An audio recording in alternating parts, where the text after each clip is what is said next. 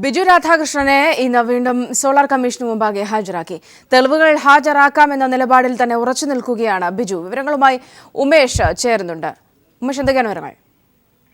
Soumya, Biju രാധാകൃഷ്ണനെ solar commission ഓഫീസിന് മുൻപിൽ എത്തിച്ചു. 11 മണിക്കാണ് സിറ്റിംഗ് ആരംഭിക്കുക. ഇവിടെ എത്തിച്ച ബിജു രാധാകൃഷ്ണൻ പറഞ്ഞത് താൻ പറഞ്ഞ കാര്യങ്ങൾ ഉറച്ചു നിൽക്കുന്നു, തെളിവുകൾ നൽകാൻ കഴിയുമെന്ന് തന്നെയാണ് ബിജു രാധാകൃഷ്ണൻ ഇപ്പോഴും പറയുന്നത്. അതേസമയം ഇന്നലെ പോയപ്പോൾ CD അപ്രത്യക്ഷമായതാണ്. ഇത് മാറ്റിയത് ആരാണെന്ന് ഊഹിക്കാമല്ലോ എന്നും ബിജു രാധാകൃഷ്ണൻ പറയുകയുണ്ടായി. എന്തായാലും വീണ്ടും തെളിവുകൾ നൽകാൻ തയ്യാറാണ് എന്ന നിലപാടിൽ തന്നെയാണ് ബിജു രാധാകൃഷ്ണൻ താൻ പറഞ്ഞത്. 100% സത്യമായ കാര്യം തന്നെയാണ്.